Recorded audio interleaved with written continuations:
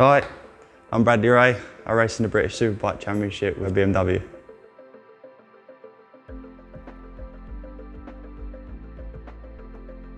My passion for motorcycles started when I first went down to a motorcycle track where I live down in Lydd in Kent. I first saw little kids about 2-3 foot tall riding these little mini moto bikes, and I saw it and I straight away said to my mum and dad that I'd love to have a go on these mini motos, and she bought me one. Well, mum and dad bought me one for Christmas. Me and my brother shared it for 1 year, and straight away every time I come in from school I'd jump on it in the garden, ride around as much as I could, and when I got to 4 years old they allowed you to go on track.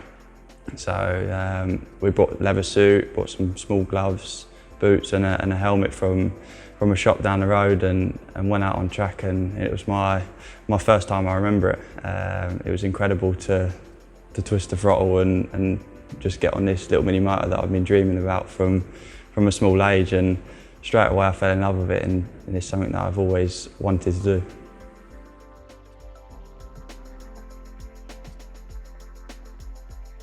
My lifestyle is quite crazy.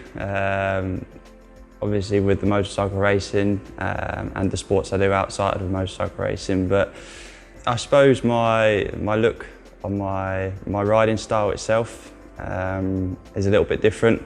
I look quite crazy, but my riding style is quite sort of smooth and quite relaxed. But yeah, I sort of am a crazy type of person in general outside of motorcycle racing. But I tend to be quite chilled and quite calm when I'm on the motorcycle and when I'm racing. So the looks are a little bit different to the actual person I am.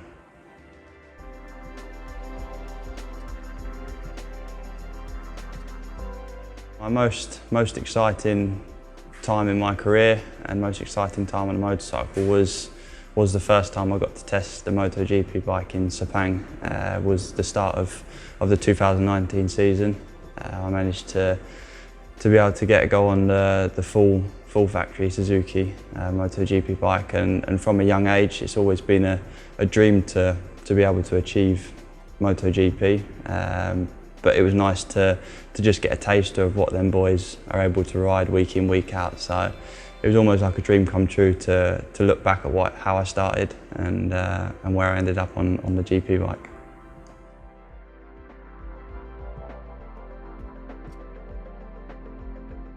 The double win at Donington Park. The first win on the Saturday was my first win in BSB.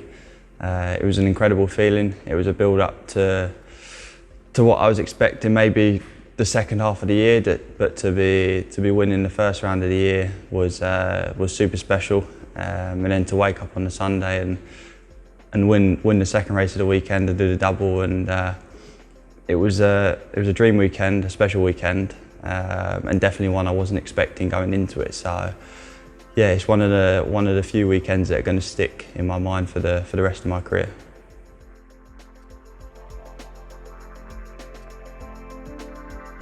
Yeah, the Suzuka 8L was a different experience. Going out there and visiting Japan is a completely different culture, completely different change to what I'm used to.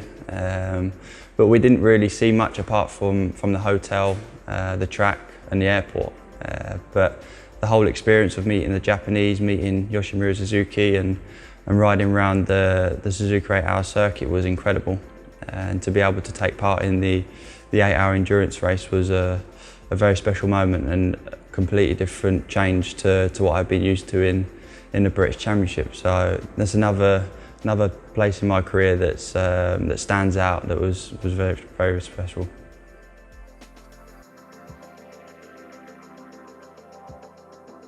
In the Suzuka 8-hour you have to work together with your teammate to get the best out of the race, which is another change in the mindset you have to do for the endurance racing. In British Championship, or in any race in that case, you have to always make sure you go out and beat your teammate first before you beat anyone else. So it was almost nice being in with your team, working together to make the best out of the endurance race.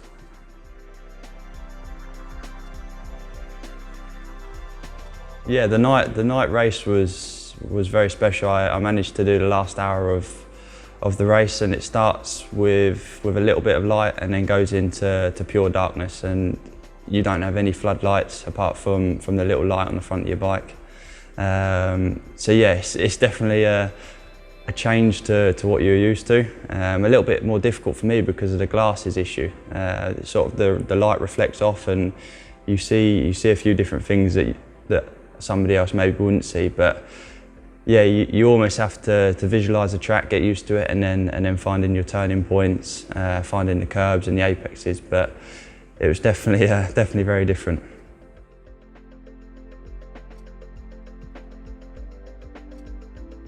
Yeah, it was incredible. I mean, it was funny because I was stood on the grid waiting to go, and I heard the noise of the klaxon going down, and I sort of looked around. I thought, I can't see a flag. I don't really know where the flag is going to drop, so I had to sort of guess. And luckily, there was a Japanese bloke next to me, and when he ran, I ran as well. Ran over to the bike, and as I pulled the clutch in, I pressed the start button, and the bike fired up straight away, and I just put my head down and went. And I was sort of like looking around, thinking, have I made a jump start? But no, it's nice to be up the front for a couple of laps that I could stay there. But yeah, it was amazing to start the race and to whole shot it as well.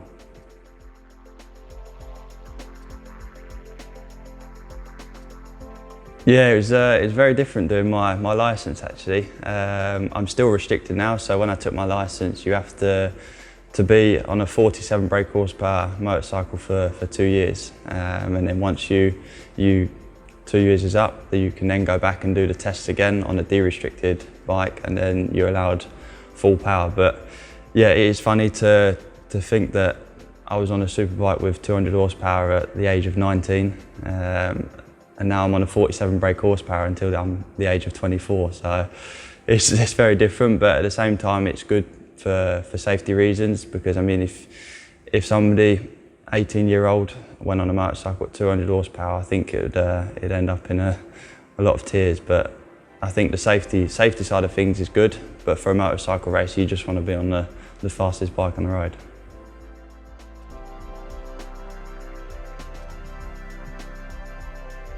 I use both the gloves and boots on the road and on the circuit. They're incredible gloves, incredible boots. The gloves are very good, very comfortable. They can move around a lot. They don't feel too restricting, so when you're on the road, you can feel the indicator, feel the horn, everything like that. And also the protection side of things are the best out there. Also with the boots, the feeling of the rear brake and the gear shifter, you can feel every movement you do. They're not too bulky. And the same again, the safety features on the boots and on the gloves are 10 out of 10 for what you need them for the road and for motorcycle racing.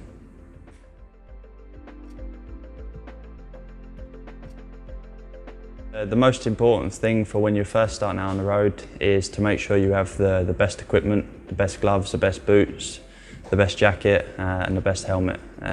Safety is key for when you're going out on the road on any bike, whether it's a 125 or 1000cc. It doesn't stop you getting hit by another person, so safety is key.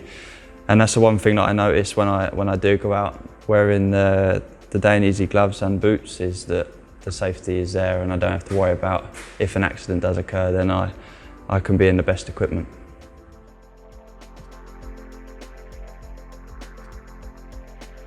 Yeah, the importance of motorcycle gear is incredible. I mean, throughout my career, I've always grown up with having basic gloves, basic boots and basic leathers. So to be able to be in Dainese suits with the D airbag system is incredible. You sort of go out knowing that you're in the best equipment out there, and knowing that if a crash does come along, you're going to be as safe as possible. So I've had a few crashes in non-D-air suits and also in D-air suits, and you can notice the difference straight away when you do land and tumble. You almost get up and feel a lot safer. But yeah, and the best thing about it is the restriction of the suit is the same as without an airbag. So it's an incredible feeling going out knowing you're in the best gear, and it's sort of the thing in the back of your mind that you don't have to worry about.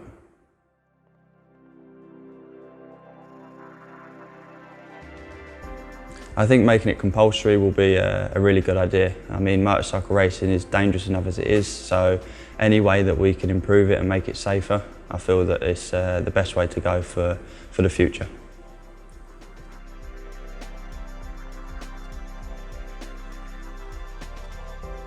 As you can see, I've got the Full Metal 6 race gloves here that we use in British Championship. They also use them in MotoGP, in World Superbikes, and they are exactly the same gloves as what you can buy to use on the road. They've got some very, very special features. On the knuckles, they have the carbon fibre with the titanium over the top for the extra protection. This little one here, this is the most important finger, the one that always hits the ground first. As you can see, it's got plastic over the top, so when you hit the ground, it's not going to grip and rip your fingers. Around here, the front, we've got the plastic on the front and the side around here, so when you put your hand down, you're not going to grip the tarmac and do more damage than what's needed. Also, all the stitching inside here is full Kevlar, so it's nice, very strong, lightweight. And here, also some more carbon fibre for protection and lightweight. And like I say, these gloves are the same gloves as what you use in MotoGP, World Superbikes, British Championship, and you can also buy them off the shelf, ready to use in any sort of motorcycle test or any sort of road riding you want to do.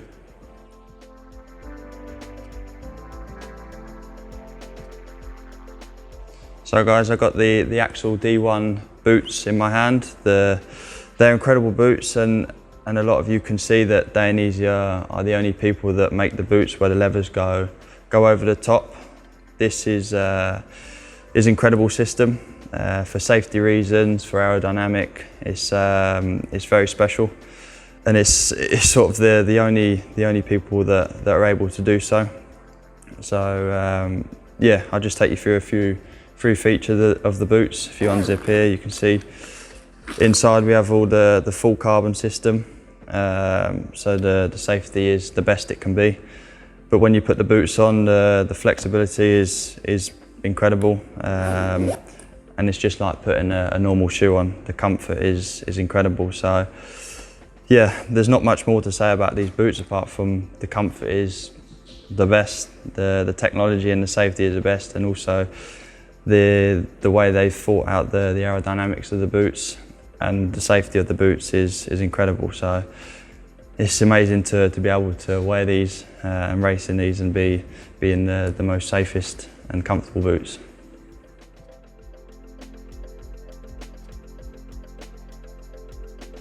Yeah, so for training for myself, I do a lot of cycling at home, indoor cycling, also outdoor cycling when the weather's nice in England. But alongside that, I do pit bike riding, supermoto, also motocross as well. Don't tend to do as much motocross during the season, that's more of an off-season thing. And then a lot of gym work as well. So a few little things, I try to mix it up and have fun whilst training. But yeah, I have a few funny stories of training. It was the first time I properly had to go on a motocross bike. I borrowed my friend Tom's motocross bike for the first time, and I thought, oh, this won't be too bad. I started up, done the first lap, come around the first corner where everyone was watching, hit this rut, got stuck under the bike. The bike was sat on the limiter and I couldn't get up. All my friends were laughing, and it was sort of the first time on motocross that I actually got up and thought, Jesus, I'm useless. But that was probably one of the funniest times I'd gone out thinking I'd be okay at something, and I wasn't good at all. Thank you guys. I'm going to go and put my suit on and go and do some riding.